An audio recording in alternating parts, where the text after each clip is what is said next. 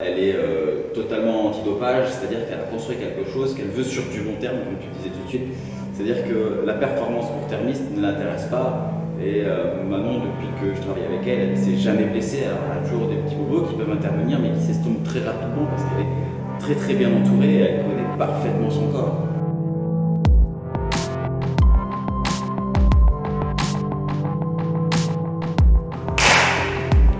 C'est pas mal.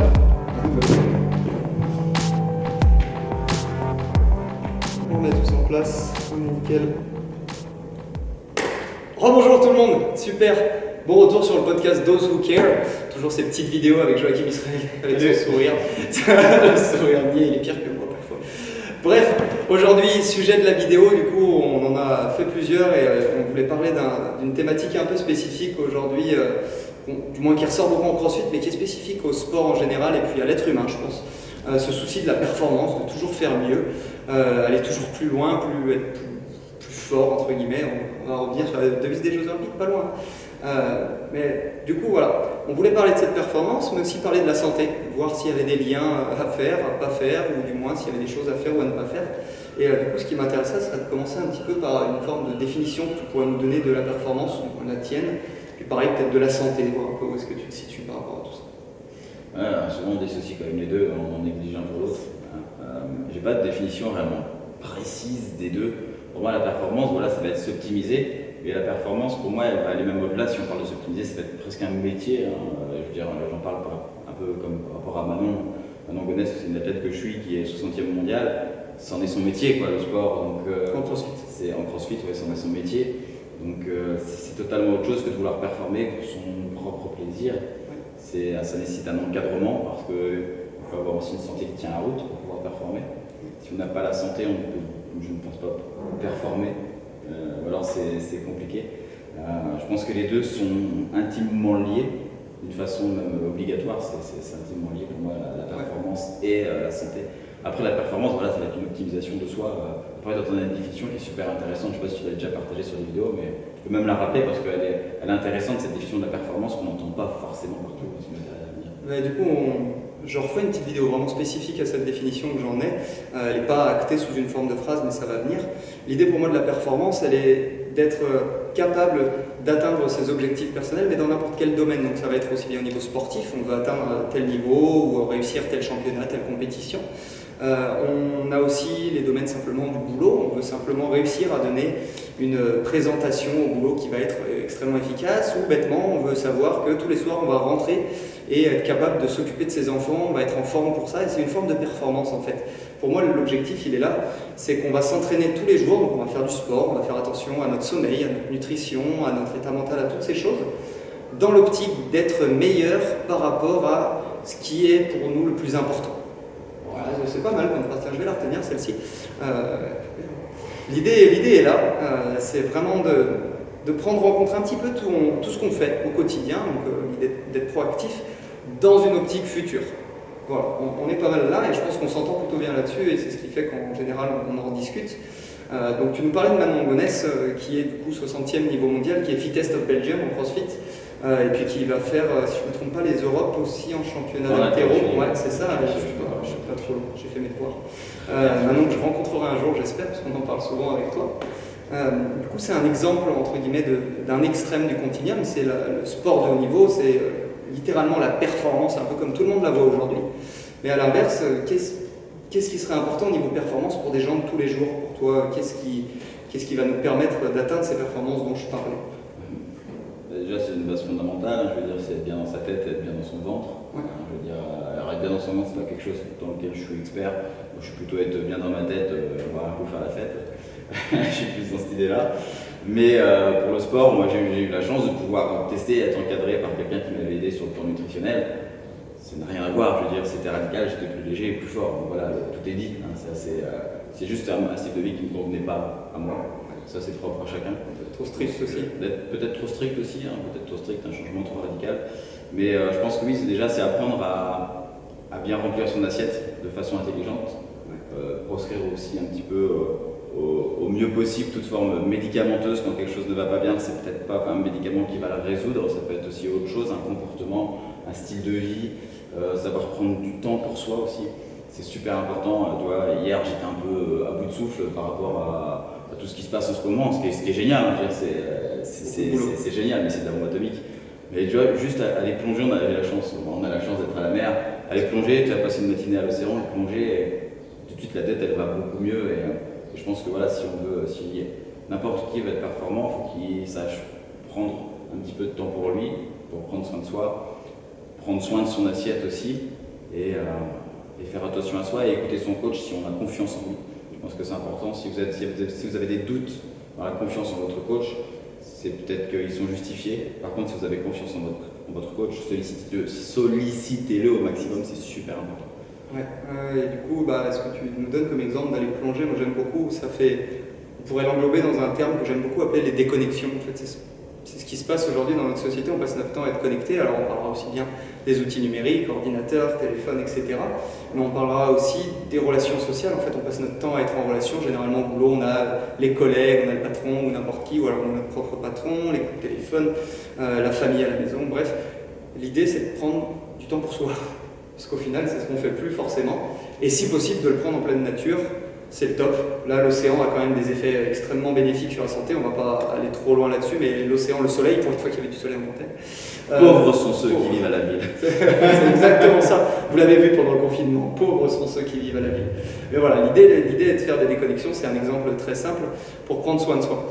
Je reviens plus sur le sujet du coup sur lequel on était, performance, santé. Tu parlais de Manon tout à l'heure. Tu disais que du coup la performance va découler de la santé, si je résume bien. C'est-à-dire qu'on ne peut pas arriver à de la performance sans la santé. Je voulais mettre un petit palier là-dessus, du moins une petite hésitation, et je voudrais savoir un peu ton avis. Pour moi, je pense qu'on peut arriver à la performance sans qu'il y ait trop de santé, mais par contre, c'est juste du court terme. En fait, voilà, le souci il va être là.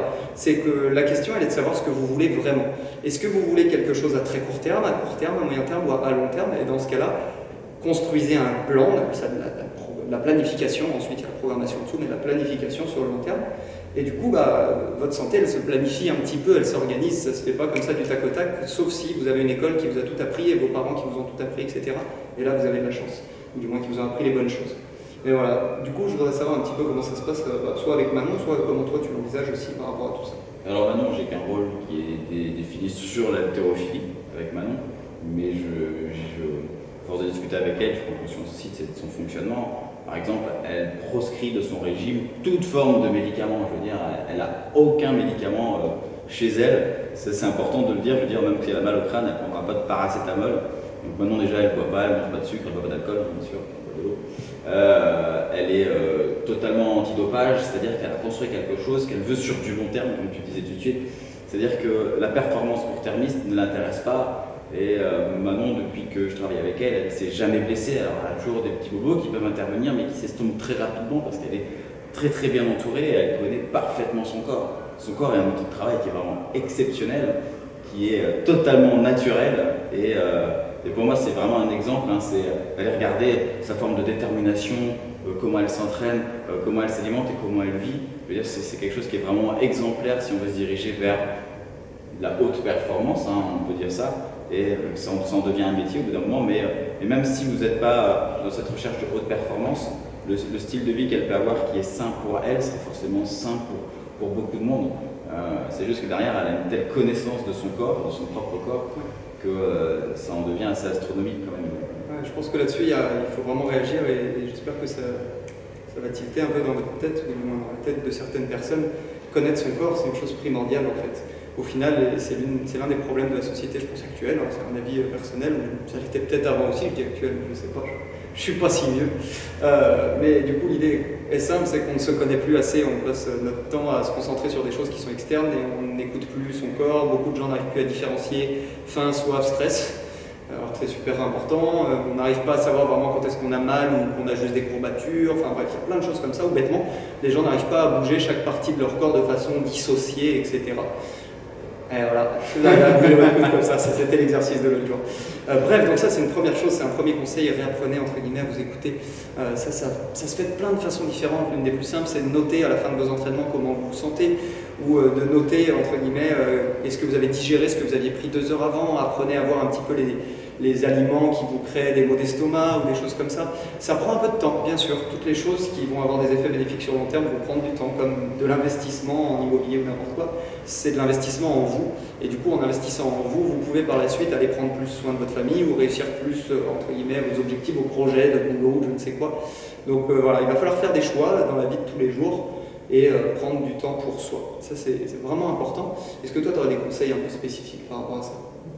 Ça peut être, par exemple, moi, je sais, c'est le soir, par exemple, faire un petit récapitulatif de ce que tu as pu faire de ta journée pour toi et sortir de ce cadre un petit peu travail ou pour les autres, parce que je sais que moi je travaille beaucoup pour les autres, j'aime ça en même temps, mais j'apprends petit à petit à prendre du temps pour moi et le soir, je m'efforce de le faire, en fait, de faire un récapitulatif sur moi-même, c'est-à-dire de me remettre en question un petit peu sur ce que j'ai pu faire aussi pour moi et d'où cette plongée matinale, je prends du temps pour toi. Va à la mer, va plonger, va mettre la tête sous l'eau. Voilà. Mais ouais, prendre du temps pour soi et savoir aussi s'isoler. Alors avec de la musique ou sans musique, moi par exemple je suis pas du tout musique, certains sont musique, mais s'isoler un petit moment dans la journée, même si toi je sais que tu le fais aussi par ta sieste, tu vas t'isoler toujours 15-20 minutes. Papy. Et ouais, c'est vrai que c'est un papy. Mais il a raison parce que ça fait vraiment du bien. Moi j'aime bien faire la sieste quand je peux. Je suis hyper efficace jusqu'à 21h ou 22h grâce à ça. Ouais. C'est tout con, hein, mais. Je fais pas de sieste, du coup je suis hyper efficace jusqu'à minuit, 1h. Mais le matin, ça. Mais ouais, bah, ça c'est un exemple très simple et du coup je pense qu'on s'arrêtera là-dessus. Mais pour imager encore plus tout ça, prenez l'exemple de quelqu'un qui a un boulot à rendre et qui va mettre 6 heures d'arrache-pied à essayer de bosser comme un fou, mais du coup ces 6 heures, bah, il est fatigué, donc il fait ce qu'il peut, etc. Et à l'inverse, quelqu'un qui va peut-être prendre 4h30 pour le même boulot, mais qui va rajouter au milieu de tout ça peut-être 20 minutes de sieste ou n'importe quoi, cette déconnexion ou des pauses de 5-10 minutes toutes les demi-heures ou toutes les heures, et ben généralement c'est quand même mieux d'être dans la deuxième solution, puisqu'en plus on va être plus frais quand on va bosser, on va être un petit peu plus alerte. Pendant la sieste, on aura peut-être pensé à des choses super importantes ou en se baladant ou n'importe quoi. Donc parfois c'est pas forcément le plus intéressant ou le plus important d'aller insister sur quelque chose. Et du coup on peut revenir même sur le mouvement, insister sur une même répétition qui ne veut pas passer ou n'importe quoi. Alors c'est bien d'avoir du grit, de la ténacité, d'être à fond dedans, mais il y a une limite. À vous de trouver cette limite, ou du moins cet équilibre, plus que la limite, parce que c'est vraiment primordial sur le long terme. Et c'est se connaître, encore une fois. Et c'est se connaître. Et même si je vais reprendre encore, je vais rebondir un petit peu sur ce que tu disais là, savoir breaker dans son temps de travail, c'est super important. Moi, ce que j'aime bien faire dans mon temps de travail, c'est je me fixe une tâche. Alors si elle est longue, je la découpe.